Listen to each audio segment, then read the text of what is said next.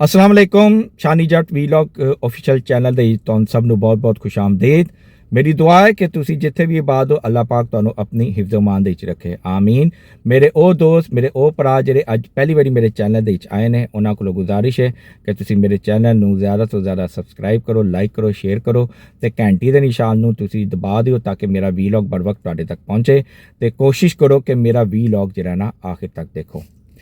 जनाब अज कुछ खास गल करनी है उन्होंने यूट्यूबरां दे उत्ते जेड़े कि अपने आप नूं सहाफ़ी कहंदे ने, जेड़े अपने आप नूं समझदे ने कि बहुत उन्हां कोल नॉलेज है, ठीक है। तो इन्हां दे उत्ते जेड़ा ना एक समझ लो कि एक हल्का फुल्का जिहा ना एक मैं वीलॉग करन लगा।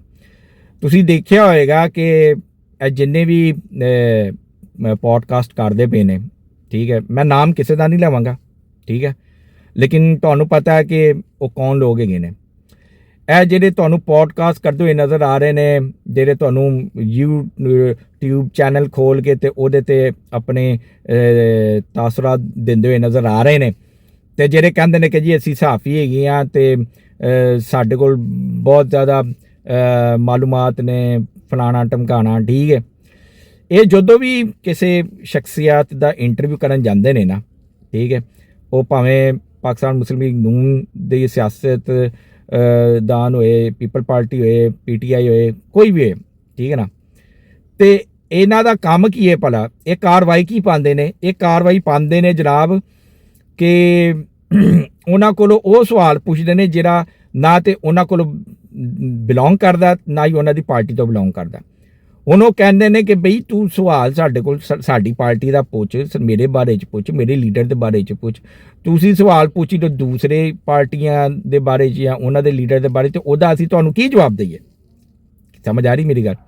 ਅੱਛਾ, ਤੁਹਾਨੂੰ ਯਾਦ ਹੋਏਗਾ ਕਿ ਇਮਰਾਨ ਖਾਨ ਸਾਹਿਬ ਜਦੋਂ ਇਕਤਦਾਰ ਤੋਂ ਹਟਾਏ ਗਏ ਸਨ ਤੇ ਉਹਨਾਂ ਨੇ ਜਿਹੜਾ ਸੀ ਇੱਕ ਇੰਟਰਵਿਊ ਦਿੱਤਾ ਸੀ ਤੇ ਉਹਦੇ ਵਿੱਚ ਉਹਨਾਂ ਨੇ ਕਿਹਾ ਸੀ ਕਿ ਅਸੀਂ ਜਾ ਤੇ ਰਹੇ ਹਾਂ ਲੇਕਿਨ ਅਸੀਂ ਐਸੇ ਐਟਮ ਬੰਬ ਲਾ ਕੇ ਜਾ ਰਹੇ ਹਾਂ ਕਿ ਜਿਹਦੀ ਵਜ੍ਹਾ ਨਾਲ ਪਾਕਿਸਤਾਨ ਜਿਹੜਾ ਨਾ ਖੁਦਾ ਨਾ ਖਾਸਤਾ ਕਦੀ ਤਰੱਕੀ ਨਹੀਂ ਕਰੇਗਾ ਤੇ ਪਾਕਿਸਤਾਨ ਦੇ ਵਿੱਚ ਕਦੀ ਨਾ ਅਮਨ ਹੋਏਗਾ ਤੇ ਨਾ ਖੁਸ਼ਹਾਲੀ ਹੋਏਗਾ ਤੇ ਲੋਕਾਂ ਨੂੰ ਜਿਹੜਾ ਨਾ ਕਦੀ ਵੀ ਸਹੀ ਮਾਲੂਮਾਤ ਨਹੀਂ ਮਿਲਣਗੀਆਂ।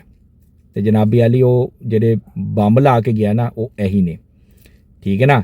ਇਹ ਜਿਹੜੇ ਯੂਟਿਊਬਰ ਬੈਠੇ ਨੇ, ਮੈਂ ਇਹਨਾਂ ਨੂੰ ਯੂਟਿਊਬਰ ਨਹੀਂ, ਇਹਨਾਂ ਨੂੰ ਯੂਟਿਊਮਰਸ ਕਹਾਂਗਾ, ਠੀਕ ਹੈ ਨਾ, ਕਿਉਂਕਿ ਇਹਨਾਂ ਨੂੰ ਜਿਹੜਾ ਨਾ ਬ੍ਰੇਨ ਟਿਊਮਰ ਹੋਇਆ ਪਿਆ, ਠੀਕ ਹੈ।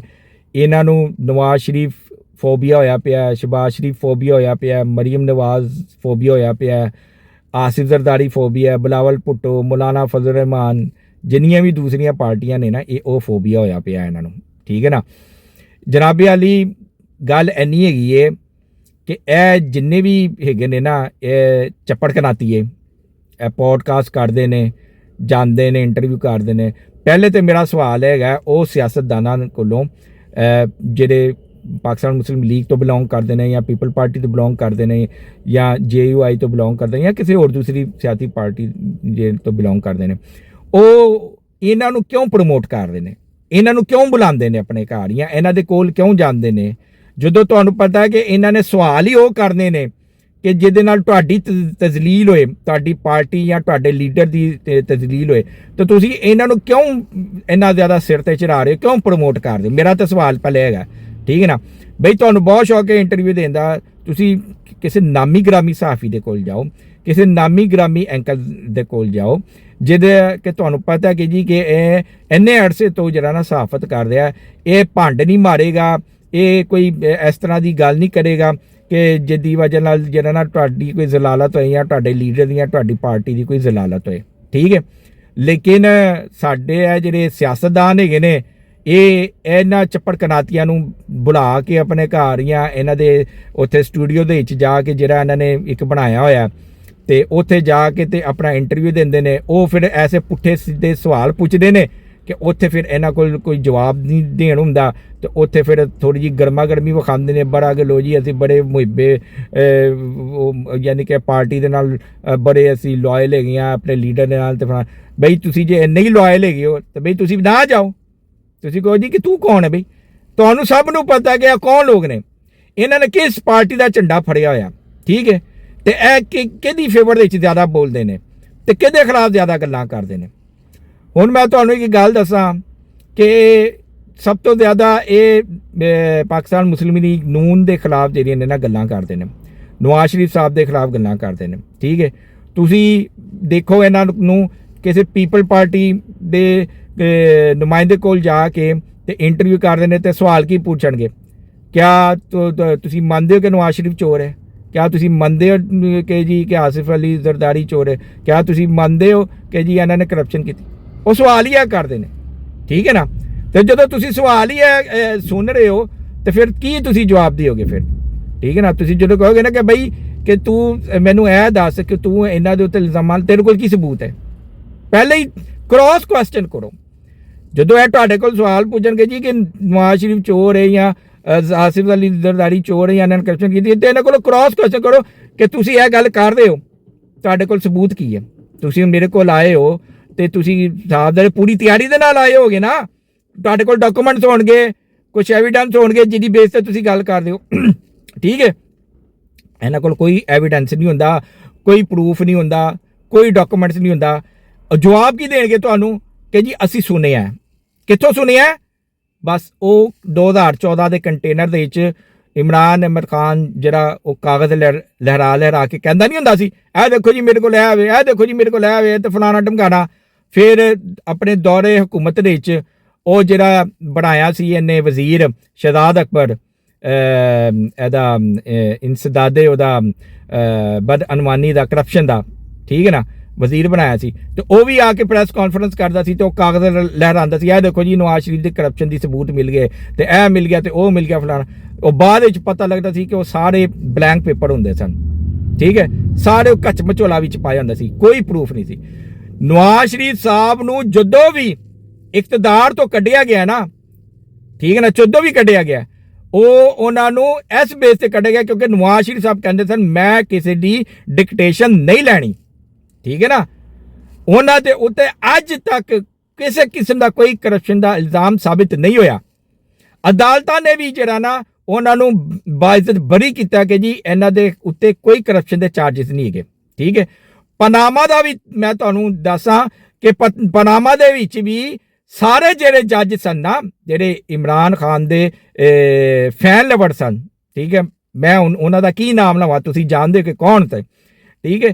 ਤੇ ਜਿਹੜਾ ਉਹ ਜੱਜ ਸੀ ਜਿਹਨੇ ਇਮਰਾਨ ਖਾਨ ਨੂੰ ਕਿਹਾ ਸੀ ਕਿ ਬਈ ਤੂੰ ਇੱਧਰ ਉੱਧਰ ਜੋ ਧੱਕੇ ਖਾ ਰਹੀ ਹੈ ਤੇ ਤੂੰ ਮੇਰੇ ਕੋਲ ਆ, ਤੈਨੂੰ ਅਸੀਂ ਇਨਸਾਫ ਦਿਲਵਾਨੇ, ਤੈਨੂੰ ਅਸੀਂ ਰਸਤਾ ਦੱਸਦੇ ਕਿ ਵੀ ਨਵਾਜ਼ ਸ਼ਰੀਫ ਸਾਹਿਬ ਨੂੰ ਕਿਸ ਤਰ੍ਹਾਂ ਅਸੀਂ ਕੱਢ ਸਕਦੇ ਹਾਂ, ਉਹ ਵੀ ਸਾਰੇ ਨੰਗੇ ਹੋ ਗਏ ਸਨ, ਸਭ ਨੰਗੇ ਹੋ ਗਏ ਸਨ ਕਿ ਜੀ ਨਵਾਜ਼ ਸ਼ਰੀਫ ਦੇ ਖਿਲਾਫ ਤੇ ਕੋਈ ਕਰਪਸ਼ਨ ਦਾ ਸਬੂਤ ਹੀ ਨਹੀਂ ਹੈ, ਕੋਈ ਉਹਨੇ ਕਰਪਸ਼ਨ ਕੀਤੀ ਨਹੀਂ ਹੈ, ਕੋਈ ਲੁੱਟਮਾਰ ਕੀਤੀ ਨਹੀਂ ਹੈ, ਤੇ ਉਹਨੂੰ ਕਿਸ ਬੇਸ ਤੇ ਅਸੀਂ ਕੱਢੀਏ। ਉਹ ਤੇ ਫਿਰ UAE ਨੇ, ਮੁਤਹਿਦਾ ਅਰਬ ਅਮਾਰਾਤ ਨੇ, ਉਹਨੇ ਫਿਰ ਉਹ ਅਕਾਮਾ ਫਰਾਇਆ ਇਹਨਾਂ ਨੂੰ, ਸਾਕਿਬ ਨਿਸਾਰ ਨੂੰ, ਤੇ ਉਹ ਇਕਾਮਾ ਦੀ ਬੇਸ ਦੇ ਵਿੱਚ ਫਿਰ ਨਵਾਜ਼ ਸ਼ਰੀਫ ਸਾਹਿਬ ਨੂੰ ਕੱਢਿਆ। ਤੇ ਜੁਰਮ ਕੀ ਸੀ ਕਿ ਬੇਟੇ ਕੋਲੋਂ ਤਨਖਾਹ ਨਹੀਂ ਲਿੱਤੀ, ਇਸ ਬੇਸ ਤੇ ਕੱਢ ਦਿੱਤਾ। ਤੇ ਜੇ ਨਵਾਜ਼ ਸ਼ਰੀਫ ਸਾਹਿਬ ਆਪਣੇ ਬੇਟੇ ਕੋਲੋਂ ਤਨਖਾਹ ਲੈ ਲੈਂਦੇ ਤੇ ਹੋ ਸਕਦਾ ਸੀ ਸਾਕਿਬ ਨਿਸਾਰ ਨਵਾਜ਼ ਸ਼ਰੀਫ ਸਾਹਿਬ ਨੂੰ ਸੂਲੀ ਚਾੜ ਦਿੰਦੇ ਕਿ ਵੀ ਤੁਸੀਂ ਤਨਖਾਹ ਕਿਉਂ ਲਿੱਤੀ ਹੈ, ਠੀਕ ਹੈ ਨਾ। ਪਨਾਮਾ ਦੀ ਆੜ ਦੇ ਵਿੱਚ ਅਕਾਮਾ ਦੀ ਬੇਸ ਦੇ ਵਿੱਚ ਨਵਾਜ਼ ਸ਼ਰੀਫ ਸਾਹਿਬ ਨੂੰ ਕੱਢਿਆ। ਨਵਾਜ਼ ਸ਼ਰੀਫ ਸਾਹਿਬ ਦੇ ਉੱਤੇ ਕੋਈ ਐਸੇ ਇਲਜ਼ਾਮਾਤ ਨਹੀਂ ਹੈਗੇ। 12 ਅਕਤੂਬਰ 99 ਦੇ ਵਿੱਚ ਜਦੋਂ ਜਨਰਲ ਪਰਵੇਜ਼ ਮੁਸ਼ਰਫ ਨੇ ਕੂ ਕੀਤਾ ਸੀ, ਨਵਾਜ਼ ਸ਼ਰੀਫ ਸਾਹਿਬ ਦੀ ਹਕੂਮਤ ਨੂੰ ਟੋਪਲ ਕੀਤਾ ਸੀ ਤੇ ਉਹ ਐਗਜ਼ਾਈਲ ਦੇ ਵਿੱਚ ਭੇਜ ਦਿੱਤਾ। ਉਹਨਾਂ ਦੀ ਗੈਰ ਮੌਜੂਦਗੀ ਦੇ ਵਿੱਚ, ਸ਼ਰੀਫ ਫੈਮਿਲੀ ਦੀ ਗੈਰ ਮੌਜੂਦਗੀ ਦੇ ਵਿੱਚ ਜਨਰਲ ਪਰਵੇਜ਼ ਮੁਸ਼ਰਫ ਨੇ ਜਾਤੀ ਉਮਰਾ ਦੇ ਵਿੱਚ ਜਿਹੜਾ ਇਹਨਾਂ ਦਾ ਘਰ ਹੈ ਇੱਕ ਇੱਟ ਫੋਲ ਮਾਰੀ। ਫਿਰ 180H ਬਲਾਕ ਮਾਡਲ ਟਾਊਨ ਉਹ ਕੋਠੀ ਉਹਨਾਂ ਨੇ ਫੋਲ ਮਾਰੀ, ਇੱਕ ਜਗ੍ਹਾ ਸਾਰੇ ਦਫ਼ਤਰ ਫੋਲ ਮਾਰੇ, ਹਰ ਚੀਜ਼ ਇਹਨਾਂ ਨੇ ਚੈੱਕ ਕੀਤੀ ਮੁਸ਼ਰਫ ਸਾਹਿਬ ਨੇ, ਲੇਕਿਨ ਇੱਕ ਸਬੂਤ ਵੀ ਉਹ ਪੇਸ਼ ਨਹੀਂ ਕਰ ਸਕਿਆ ਨਵਾਜ਼ ਸ਼ਰੀਫ ਸਾਹਿਬ ਦੇ ਖਿਲਾਫ, ਸ਼ਰੀਫ ਖਾਨਦਾਨ ਦੇ ਖਿਲਾਫ ਕਿ ਹਾਂਜੀ ਇਹਨਾਂ ਨੇ ਕਰਪਸ਼ਨ ਕੀਤੀ ਹੈ। ਫਿਰ ਬ੍ਰੌਡਸ਼ੀਟ ਯਾਦ ਕਰੋ, ਕਾਵੇ ਮੌਸਵੇ ਇਹ ਇੰਗਲੈਂਡ ਦੇ ਵਿੱਚ ਜਿਹੜਾ ਕਿ ਬਾਨੀ ਹੈਗਾ, ਓਨਰ ਹੈਗਾ ਬ੍ਰੌਡਸ਼ੀਟ ਦਾ, 2002 ਤੋਂ ਲੈ ਕੇ ਤੇ 2021 2021 ਤੱਕ, ਠੀਕ ਹੈ, 2021 ਤੱਕ ਉਹ ਸ਼ਰੀਫ ਖਾਨਦਾਨ ਦੇ ਉੱਤੇ ਜਿਹੜਾ ਸੀ ਨਾ ਉਹ ਤਹਿਕੀਕਾਤ ਕਰਦਾ ਰਿਹਾ ਹੈ, ਲੇਕਿਨ ਉਹਨੂੰ ਇੱਕ ਵੀ ਸਬੂਤ ਨਹੀਂ ਮਿਲਿਆ ਸ਼ਰੀਫ ਖਾਨਦਾਨ ਦਾ। ਉਹਨੇ ਬਕਾਇਦਾ ਮੀਡੀਆ ਤੇ ਆ ਕੇ ਮਾਫੀ ਮੰਗੀ। ਉਹ ਜਿਹੜਾ ਜੀਓ ਦਾ ਹੈ ਨਹੀਂ ਰਿਪੋਰਟਰ ਮੁਰਤਜ਼ਾ ਅਲੀ ਸ਼ਾਹ, ਤੁਸੀਂ ਉਹਦਾ ਇੰਟਰਵਿਊ ਚੈੱਕ ਕਰ ਲਓ YouTube ਦੇ, ਤੁਹਾਨੂੰ ਮਿਲ ਜਾਏਗਾ। ਕਾਵੇ ਮੌਸਵੀ ਜਿਹੜਾ ਨਾ ਉਹ ਮਾਫੀ ਮੰਗ ਰਿਹਾ ਸ਼ਰੀਫ ਖਾਨਦਾਨ ਕੋਲੋਂ ਕਿ ਜੀ ਕਿ ਅਸੀਂ 21-22 ਸਾਲ ਸ਼ਰੀਫ ਖਾਨਦਾਨ ਦੇ ਉੱਤੇ ਇਲਜ਼ਾਮਾਤ ਲਾਏ ਤੇ ਅਸੀਂ ਬੜਾ ਕਿਹਾ ਕਿ ਹਾਂਜੀ ਸਾਡੇ ਕੋਲ ਇਹ ਡਾਕੂਮੈਂਟਸ ਆ ਗਏ ਜਾਂ ਇਹ ਇਸ ਤਰ੍ਹਾਂ ਅਸੀਂ ਤਹਿਕੀਕਾਤ ਕਰ ਰਹੇ ਹਾਂ, ਲੇਕਿਨ ਸਾਡੇ ਕੋਲ ਕੋਈ ਸਬੂਤ ਨਹੀਂ ਹੈ, ਸਾਡੇ ਕੋਲ ਕੁਝ ਵੀ ਨਹੀਂ, ਸਾਡੇ ਹੱਥ ਕੁਝ ਵੀ ਨਹੀਂ ਲੱਗਾ। ਤੇ ਬਕਾਇਦਾ ਕਰਾਊਨ ਕੋਰਟਸ, ਲੰਡਨ ਦੀ ਕਰਾਊਨ ਕੋਰਟ ਨੇ ਸ਼ਰੀਫ ਫੈਮਿਲੀ ਨੂੰ, ਖਾਸ ਤੌਰ ਤੇ ਨਵਾਜ਼ ਸ਼ਰੀਫ ਸਾਹਿਬ ਨੂੰ ਬੜੀ ਕਰਾਰ ਦੇ ਦਿੱਤਾ ਕਿ ਐਵਨਫੀਲਡ ਦਾ ਜਿਹੜਾ ਘਰ ਹੈ ਉਹ ਕੋਈ ਮਨੀ ਲਾਂਡਰਿੰਗ ਦੇ ਥਰੂ ਜਿਹੜਾ ਨਾ ਨਹੀਂ ਖਰੀਦਿਆ ਗਿਆ, ਉਹ ਇਹਨਾਂ ਦੇ ਆਪਣੀ ਜ਼ਾਤੀ ਪੈਸਿਆਂ ਤੋਂ ਉਹਨਾਂ ਨੇ ਖਰੀਦਿਆ, ਕਿਉਂਕਿ ਸ਼ਰੀਫ ਖਾਨਦਾਨ ਦਾ ਬਿਜ਼ਨਸ ਜਿਹੜਾ ਨਾ ਉਹ ਪੂਰੀ ਦੁਨੀਆ ਦੇ ਵਿੱਚ ਫੈਲਿਆ ਹੋਇਆ, ਖਾਸ ਕਰ ਸਟੀਲ ਦਾ ਕਾਰੋਬਾਰ ਸਾਊਦੀ ਅਰਬ ਦੇ ਵਿੱਚ ਉਹ ਬਹੁਤ ਉੱਤੇ ਜਾ ਰਿਹਾ ਹੈ, ਸਮਝ ਆ ਰਹੀ ਹੈ। ਤੇ ਲਿਹਾਜ਼ਾ ਲੰਡਨ ਦੀ ਜਿਹੜੀ ਕਰਾਊਨ ਕੋਰਟ ਸੀ ਉਹਨਾਂ ਨੇ ਵੀ ਨਵਾਜ਼ ਸ਼ਰੀਫ ਸਾਹਿਬ ਨੂੰ ਬੜੀ ਜ਼ਿੰਮਾ ਕਰ ਦਿੱਤਾ। ਸ਼ਹਿਜ਼ਾਦ ਅਕਬਰ ਨੇ ਕਾਵੇ ਮੌਸਵੀ ਨੂੰ ਇਹ ਕਾਇਲ ਕੀਤਾ ਸੀ ਕਿ ਇੱਥੋਂ ਜੂ ਹੀ ਫੈਸਲਾ ਆਉਂਦਾ ਅਸੀਂ ਐਵਨਫੀਲਡ ਦੇ ਜਦੋਂ ਫਲੈਟ ਵੇਚਾਂਗੇ ਤੇ ਉਹਦੇ 'ਚ ਜਿਹੜਾ ਨਾ ਤੁਹਾਡੀ ਪੇਮੈਂਟ ਕਰ ਦੇਂਗੇ। ਉਹ ਕਾਵੇ ਮੌਸਵੀ ਹਾਲੇ ਤੱਕ ਲੱਭਦਾ ਫਿਰਦਾ ਹੈ ਉਹਨੂੰ ਸ਼ਹਿਜ਼ਾਦ ਅਕਬਰ ਨੂੰ ਕਿ ਮੇਰੇ ਪੈਸੇ ਦੇ, ਠੀਕ ਹੈ। ਉਹ ਪਤਾ ਨਹੀਂ ਕਿੰਨੇ ਮਿਲੀਅਨ ਪਾਉਂਡ ਜਿਹੜੇ ਨੇ ਨਾ ਉਹ ਇਹਨਾਂ ਨੇ ਅਦਾ ਕਰਨੇ ਨੇ ਉਹਨੂੰ, ਕਾਵੇ ਮੌਸਵੀ ਨੇ, ਤੇ ਇਹ ਸਾਰੇ ਦੌੜੇ ਨੇ, ਸਮਝ ਆ ਰਹੀ ਹੈ। 8 ਅਰਬ ਰੁਪਈਆ ਇਮਰਾਨ ਖਾਨ ਨੇ ਆਪਣੇ ਦੌਰੇ ਹੁਕੂਮਤ ਦੇ ਵਿੱਚ ਦਿੱਤਾ ਇਹਨਾਂ ਨੂੰ, ਬ੍ਰੌਡਸ਼ੀਟ ਵਾਲਿਆਂ ਨੂੰ, ਕਿ ਜੀ ਕਿ ਤੁਸੀਂ ਇਸ ਕੇਸ ਨੂੰ ਬੰਦ ਨਾ ਕਰੋ। ਲੇਕਿਨ ਉਹਨਾਂ ਨੇ ਕਿਹਾ ਕਿ ਜਦੋਂ ਸਾਨੂੰ ਕੁਝ ਮਿਲ ਹੀ ਨਹੀਂ ਰਿਹਾ ਤੇ ਅਸੀਂ ਕੀ ਇਸ ਕੇਸ ਨੂੰ ਪਰਸੂ ਕਰੀਏ। ਫਿਰ ਜਦੋਂ ਕੇਸ ਕੋਰਟ ਦੇ ਵਿੱਚ ਗਿਆ ਤੇ ਕੋਰਟ ਨੇ ਜਦੋਂ ਸਬੂਤ ਮੰਗੇ ਤੇ ਇਹਨਾਂ ਕੋਲ ਕੋਈ ਸਬੂਤ ਨਹੀਂ ਸਨ, ਇਹਨਾਂ ਕੋਲ ਕਿਸੇ ਕਿਸਮ ਦਾ ਕੋਈ ਸਬੂਤ ਨਹੀਂ ਸੀ ਕਿ ਹਾਂ ਬਈ ਕਿ ਅਸੀਂ ਕਿਸ ਬੇਸ ਤੇ ਨਵਾਜ਼ ਸ਼ਰੀਫ ਨੂੰ ਜਿਹੜਾ ਨਾ ਅਹਿਲ ਕਰਾਰ ਦਈਏ ਜਾਂ ਕਰਪਟ ਦਈਏ ਕਿ ਹਾਂ ਵੀ ਇਹ ਕਰਪਟ ਹੈਗੇ ਨੇ, ਇਹਨਾਂ ਨੇ ਕਰਪਸ਼ਨ ਕੀਤੀ ਹੈ, ਐਵਨਫੀਲਡ ਦੇ ਫਲੈਟ ਜਿਹੜੇ ਨੇ ਉਹ ਮਨੀ ਲਾਂਡਰਿੰਗ ਦੇ ਜ਼ਰੀਏ ਹੋਏ ਨੇ, ਸਮਝ ਆ ਰਹੀ ਹੈ। ਤੇ ਇਹ ਜਿਹੜੇ ਚੱਪੜ ਕਨਾਤੀਏ ਨੇ, ਇਹ ਜਿਹੜੇ ਪੋਡਕਾਸਟ ਕਰਦੇ ਨੇ, ਯੂਟਿਊਬਰਸ ਹੈਗੇ ਨੇ, ਇਹ ਜਿਹੜੇ ਬਿਲਕੁਲ ਹੀ ਬਲੂੰਗਰੇ ਜਿਹੇ ਹੈਗੇ ਨੇ, ਜਿਨ੍ਹਾਂ ਦੀਆਂ ਬੜੀ ਹੱਦ ਨਹੀਂ ਉਮਰਾਂ ਜਿਹੜੀਆਂ ਨੇ ਉਹ 20 ਤੋਂ ਲੈ ਕੇ 35 ਸਾਲ ਦੀ। ਹੁਣ ਤੁਸੀਂ ਇਹਨਾਂ ਦੀਆਂ ਉਮਰਾਂ ਚੈੱਕ ਕਰੋ, 20 ਤੋਂ 35 ਸਾਲ ਤੇ 98 ਦੇ ਵਿੱਚ ਇਹਨਾਂ ਦੀ ਚੈੱਕ ਕਰ ਲਓ ਕਿ ਇਹਨਾਂ ਦੀਆਂ ਉਮਰਾਂ ਕਿੰਨੀਆਂ ਹੋਈਆਂ ਨੇ। ਕੋਈ ਤਾਂ ਪੈਦਾ ਵੀ ਨਹੀਂ ਹੋਇਆ ਸੀ, ਠੀਕ ਹੈ, ਕੋਈ ਤਾਂ ਪੈਦਾ ਵੀ ਨਹੀਂ ਹੋਇਆ ਸੀ। ਤੇ ਜਿਹੜੇ ਪੈਦਾ ਵੀ ਹੋਏ ਸਨ ਤੁਸੀਂ ਆਪ ਚੈੱਕ ਕਰ ਲਓ ਕਿ ਉਹ ਉਸ ਟਾਈਮ ਕਿੰਨੇ ਸਾਲ ਦੇ ਹੋਣਗੇ ਜਦੋਂ ਮੀਆਂ ਸਾਹਿਬ ਨੇ 6 ਧਮਾਕੇ ਕੀਤੇ, ਹਿੰਦੁਸਤਾਨ ਦੇ 5 ਦੇ ਮੁਕਾਬਲੇ 6 ਧਮਾਕੇ ਕਰਕੇ ਪਾਕਿਸਤਾਨ ਨੂੰ ਸਟਰੋਂਗ ਕਰ ਦਿੱਤਾ। ਅੱਜ ਜੇ ਪਾਕਿਸਤਾਨ ਦੇ ਉੱਤੇ ਕੋਈ ਮੈਲੀ ਨਜ਼ਰ ਦੇ ਨਾਲ ਨਹੀਂ ਦੇਖ ਰਿਹਾ, ਉਹਦੀ ਅਸਲ ਵਜ੍ਹਾ ਇਹ ਵੇ ਉਹ ਧਮਾਕੇ। ਸਦਰ ਜਿਹੜਾ ਸੀ ਅਮਰੀਕਾ ਦਾ ਉਸ ਟਾਈਮ ਬਿਲ ਕਲਿੰਟਨ $5 ਮਿਲੀਅਨ ਉਸ ਵਕਤ ਬੜੀ ਅਮਾਉਂਟ ਸੀ, $5 ਮਿਲੀਅਨ ਦੀ ਆਫਰ ਕਰਾਈ ਕਿ ਅਸੀਂ ਤੁਹਾਨੂੰ ਪੈਸੇ ਦਿੰਨੇ ਆ ਤੇ ਬਕਾਇਦਾ ਤੁਹਾਡੇ ਸਾਰੇ ਕਰਜ਼ੇ ਵੀ ਮਾਫ ਕਰ ਦੇਣ, ਲੇਕਿਨ ਤੁਸੀਂ ਧਮਾਕੇ ਨਾ ਕਰੋ। ਤੇ ਉਸ ਵਕਤ ਨਵਾਜ਼ ਸ਼ਰੀਫ ਸਾਹਿਬ ਨੇ ਕਿਹਾ ਸੀ ਐਬਸੋਲੂਟਲੀ ਨੋਟ। ਉਹ ਕਿਹਾ ਸੀ ਨਵਾਜ਼ ਸ਼ਰੀਫ ਨੇ ਐਬਸੋਲੂਟਲੀ ਨੋਟ। ਇਮਰਾਨ ਖਾਨ ਨੇ ਕੋਈ ਨਹੀਂ ਕਿਹਾ ਐਬਸੋਲੂਟਲੀ ਨੋਟ। ਇਮਰਾਨ ਖਾਨ ਨੇ ਕਿਹਾ ਕਿ ਜਦੋਂ ਸਾਡੇ ਕੋਲ ਕੋਈ ਅੱਡੇ ਮੰਗੇਗਾ ਤਦ ਅਸੀਂ ਕਹਾਂਗੇ ਐਬਸੋਲੂਟਲੀ ਨੋਟ, ਤੇ ਅੱਡੇ ਮੰਗੇ ਹੀ ਨਹੀਂ ਸਨ, ਲੇਕਿਨ ਉਹ ਬੜਾ ਵਾਇਰਲ ਕਰ ਦਿੱਤਾ ਤੇ ਇਮਰਾਨ ਖਾਨ ਨੂੰ ਪਤਾ ਨਹੀਂ ਕਿੱਥੇ ਚੁੱਕ ਕੇ ਲੈ ਗਏ, ਸਮਝ ਆ ਰਹੀ ਹੈ। ਤੇ ਇਹ ਗੱਲਾਂ ਜਿਹੜੀਆਂ ਨੇ ਨਾ ਇਹ ਤੁਹਾਨੂੰ ਕੋਈ ਨਹੀਂ ਦੱਸੇਗਾ, ਇਹ ਸੱਚਾਈ ਤੁਹਾਨੂੰ ਕੋਈ ਨਹੀਂ ਦੱਸੇਗਾ। ਇਹ ਸੱਚਾਈ ਤੁਹਾਨੂੰ ਜਿਹੜਾ ਨਾ ਇਨਸ਼ਾਅੱਲਾ ਤਾਲਾ ਸ਼ਾਨੀ ਜਾਟੀ ਦੱਸੇਗਾ ਤੇ ਤੁਹਾਨੂੰ ਐਸੇ ਚੈਨਲ ਦੇ ਵਿੱਚ ਇਨਸ਼ਾਅੱਲਾ ਤਾਲਾ ਮਿਲੇਗੀ ਸੱਚੀ ਖਬਰਾਂ, ਸਮਝ ਆ ਰਹੀ ਹੈ। ਤੇ ਇਹ ਜਿਹੜੇ ਯੂਟਿਊਬਰਸ ਹੈਗੇ ਨੇ ਇਹ ਸਿਰਫ ਆ ਜਾ ਕੇ ਆਈ ਨਵਾਜ਼ ਸ਼ਰੀਫ ਚੋਰ, ਸਬੂਤ ਇਹਨਾਂ ਕੋਲ ਕੋਈ ਨਹੀਂ ਹੈਗਾ, ਠੀਕ ਹੈ। ਸੁਣੀ ਸੁਣਾਈ ਗੱਲਾਂ ਦੇ ਉੱਤੇ ਯਕੀਨ ਕਰਨ ਵਾਲੇ ਲੋਕ ਨੇ। ਹਾਲਾਂਕਿ ਮੇਰੇ ਰੱਬ ਨੇ ਕਿਹਾ ਕਿ ਜਦੋਂ ਤੁਹਾਡੇ ਕੋਲ ਕੋਈ ਖਬਰ ਆਏ ਉਹਦੀ ਅੱਛੀ ਤਰੀਕੇ ਦੇ ਨਾਲ ਪਹਿਲੇ ਤਹਿਕੀਕ ਕਰ ਲਓ। ਐ ਨਾ ਹੋਏ ਕਿ ਤੁਸੀਂ ਕਿ ਲਾ ਇਲਮੀ ਦੇ ਵਿੱਚ ਜਿਹੜਾ ਨਾ ਕੋਈ ਗੁਨਾਹ ਕਰ ਬੈਠੋ ਜਾਂ ਗੁੰਮਰਾਹੀ ਫੈਲਾ ਬੈਠੋ, ਲੇਕਿਨ ਇਹ ਫੈਲਾ ਰਹੇ ਨੇ। ਮੈਨੂੰ ਤੇ ਹੈਰਤ ਹੁੰਦੀ ਹੈ ਕਿ ਇਹਨਾਂ ਨੂੰ ਸੁਣਨ ਵਾਲੇ ਜਿਹੜੇ ਨੇ ਨਾ ਉਹ ਮਿਲੀਅਨਸ ਦੇ ਵਿੱਚ ਹੈਗੇ ਨੇ। ਉਹ ਉਹੀ ਲੋਕ ਨੇ ਜਿਹੜੇ ਝੂਠ ਸੁਣਨਾ ਚਾਹੁੰਦੇ ਨੇ, ਜਿਹੜੇ ਬੁਗਜ਼ੇ ਨਵਾਜ਼ ਸ਼ਰੀਫ ਦੇ ਵਿੱਚ ਫਸੇ ਹੋਏ ਨੇ, ਬੁਗਜ਼ੇ ਸ਼ਰੀਫ ਖਾਨਦਾਨ ਦੇ ਵਿੱਚ ਹਾਲੇ ਤੱਕ ਫਸੇ ਹੋਏ ਨੇ, ਲੇਕਿਨ ਸੱਚ ਸੁਣਨਾ ਨਹੀਂ ਚਾਹੁੰਦੇ। ਤੇ ਉਹ ਇੰਨੇ ਕੁ ਅੰਧੇ ਹੋ ਚੁੱਕੇ ਨੇ ਕਿ ਉਹ ਹੁਣ ਪਾਕਿਸਤਾਨ ਦੇ ਵੀ ਦੁਸ਼ਮਣ ਨੇ ਤੇ ਪਾਕਿਸਤਾਨ ਦੀ ਰਿਆਸਤ ਦੇ ਵੀ ਦੁਸ਼ਮਣ ਨੇ। ਇਹ ਮੈਂ ਜਿਹੜਾ ਵੀਲੌਗ ਕਰ ਰਿਹਾ ਮੈਂ ਐਸੇ ਗੱਲੋਂ ਕਰ ਰਿਹਾ ਕਿ ਮੈਨੂੰ ਕਿਉਂਕਿ ਦੁੱਖ ਹੁੰਦਾ ਹੈ ਕਿ ਇਹ ਜਿਹੜੇ ਚੱਪੜ ਕਨਾਤੀਏ ਨੇ ਇਹਨਾਂ ਨੂੰ ਪ੍ਰਮੋਟ ਕੀਤਾ ਜਾ ਰਿਹਾ। ਤੇ ਮੈਨੂੰ ਦੁੱਖ ਇਸ ਚੀਜ਼ ਦਾ ਵੀ ਹੈ ਕਿ ਪਾਕਿਸਤਾਨ ਮੁਸਲਿਮ ਲੀਗ ਨੂਨ ਦੇ ਵੀ ਜਿਹੜੇ ਹੈਗੇ ਨੇ ਅਹੁਦੇਦਾਰਾਂ ਉਹ ਵੀ ਇਹਨਾਂ ਲੋਕਾਂ ਨੂੰ ਪ੍ਰਮੋਟ ਕਰਦੇ ਨੇ, ਇਹਨਾਂ ਨੂੰ ਬੁਲਾ ਕੇ ਤੇ ਇਹਨਾਂ ਨੂੰ ਇੰਟਰਵਿਊ ਦੇ ਕੇ ਉਹ ਫਿਰ ਆਪਣਾ ਇੰਟਰਵਿਊ ਜਦੋਂ ਚਲਾਉਂਦੇ ਨੇ ਤੇ ਫਿਰ ਉਹ ਮਿਲੀਅਨਸ ਦੇ ਵਿੱਚ ਉਹਦੇ ਜਿਹੜੇ ਨੇ ਨਾ ਵਿਊਜ਼ ਆਉਂਦੇ ਨੇ, ਲਾਈਕ ਹੁੰਦੇ ਨੇ ਤੇ ਲੋ ਜੀ ਉਹ ਆਪਣਾ ਉਹਨਾਂ ਨੇ ਕਮਾਈ ਕੀਤੀ ਹੋਈ ਹੈ। ਇਹਨਾਂ ਨੂੰ ਚਾਹੀਦਾ ਕਿ ਇਹਨਾਂ ਲੋਕਾਂ ਦਾ ਬਾਈਕਾਟ ਕਰਨ, ਇਹਨਾਂ ਨੂੰ ਮਤ ਬੁਲਾਉਣ। ਤੁਹਾਨੂੰ ਬਹੁਤ ਸ਼ੌਕ ਹੈ ਇੰਟਰਵਿਊ ਦੇਣ ਦਾ ਤੇ ਤੁਸੀਂ ਕਿਸੇ ਮੰਝੇ ਹੋਏ ਸਹਾਫੀ, ਮੰਝੇ ਹੋਏ ਐਂਕਰ ਨੂੰ ਜਿਹੜਾ ਨਾ ਇੰਟਰਵਿਊ ਦਿਓ। ਤੁਸੀਂ ਇਹਨਾਂ ਲੋਕਾਂ ਨੂੰ ਦੇ ਰਹੇ ਹੋ ਕਿ ਜਿਨ੍ਹਾਂ ਦਾ ਸਿਰਫ ਇਹੀ ਸਵਾਲ ਹੁੰਦਾ ਕਿ ਹਾਂ ਜੀ ਨਵਾਜ਼ ਸ਼ਰੀਫ ਚੋਰ ਹੈ ਕਿ ਨਹੀਂ ਚੋਰ, ਸ਼ਹਬਾਜ਼ ਸ਼ਰੀਫ ਚੋਰ ਹੈ ਕਿ ਨਹੀਂ ਚੋਰ। ਸਮਝ ਆ ਰਹੀ ਹੈ? ਜੇ ਗੱਲ ਕਰੋ ਇਮਰਾਨ ਖਾਨ ਦੇ ਬਾਰੇ 'ਚ ਤੇ ਫਿਰ ਉੱਥੇ ਹੈ ਇਹਨਾਂ ਦੀ ਜਿਹੜੀ ਹੈ ਨਾ ਉਹ ਭੀਂ ਬੋਲ ਜਾਂਦੀ ਹੈ। ਫਿਰ ਉੱਥੇ ਕਹਿੰਦੇ ਨੇ ਨਹੀਂ ਜੀ ਇਮਰਾਨ ਖਾਨ ਉਹਨੇ ਸਾਨੂੰ ਸ਼ੌਰ ਦਿੱਤਾ, ਇਮਰਾਨ ਖਾਨ ਉਹ ਉਮਤ ਮੁਸਲਮਾਨ ਦਾ ਲੀਡਰ ਹੈ। ਉਹ ਜਿੰਨੇ ਵੀ ਕੰਮ ਕੀਤੇ ਨੇ ਨਵਾਜ਼ ਸ਼ਰੀਫ ਦੇ ਦੌਰੇ ਕੋ ਮਚੇ ਹੋਏ ਨੇ, ਇਹ ਇਹਨਾਂ ਨੂੰ ਕੋਈ ਨਹੀਂ ਦੱਸੇਗਾ। ਅੱਛਾ ਜੇ ਨਵਾਜ਼ ਸ਼ਰੀਫ ਚੋਰ ਹੈਗਾ, ਠੀਕ ਹੈ, ਬਕੌਲ ਇਹਨਾਂ ਦੇ ਯੂਥੀਆਂ ਦੇ PTI ਦੇ ਜਿਹੜੇ ਯੂਟਿਊਬਰਸ ਹੈਗੇ ਨੇ ਕਿ ਨਵਾਜ਼ ਸ਼ਰੀਫ ਚੋਰ ਹੈਗਾ, ਤੇ ਫਿਰ ਇਮਰਾਨ ਖਾਨ ਨੇ 50 ਕਰੋੜ ਰੁਪਇਆ ਕਿਉਂ ਲਿੱਤਾ ਸ਼ੌਕਤ ਖਾਨ ਵਾਸਤੇ?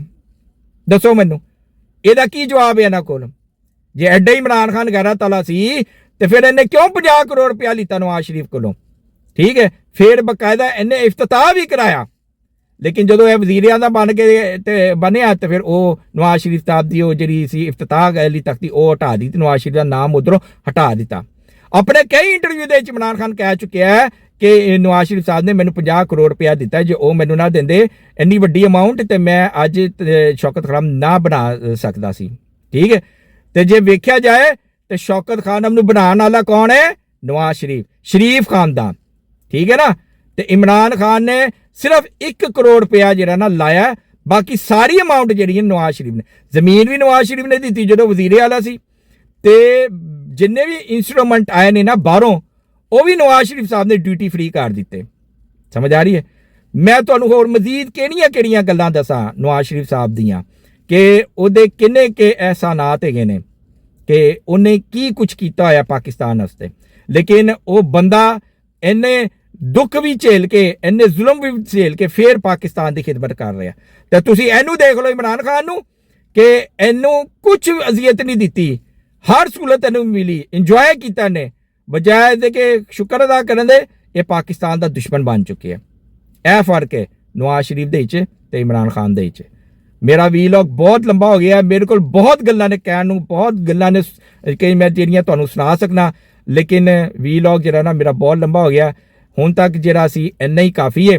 ਬਾਕੀ ਇਨਸ਼ਾਅੱਲਾ ਤਾਲਾ ਆਹਿਸਤਾ ਜਿਹੜਾ ਨਾ ਹਰ ਵੀਲੌਗ ਦੇ ਵਿੱਚ ਨਾ ਕੋਸ਼ਿਸ਼ ਕਰਾਂਗੇ ਕਿ ਨਵਾਜ਼ ਸ਼ਰੀਫ ਸਾਹਿਬ ਦੀ ਜਿਹੜੀ ਨਾ ਖੂਬੀ ਬਿਆਨ ਕੀਤੀ ਜਾਏ।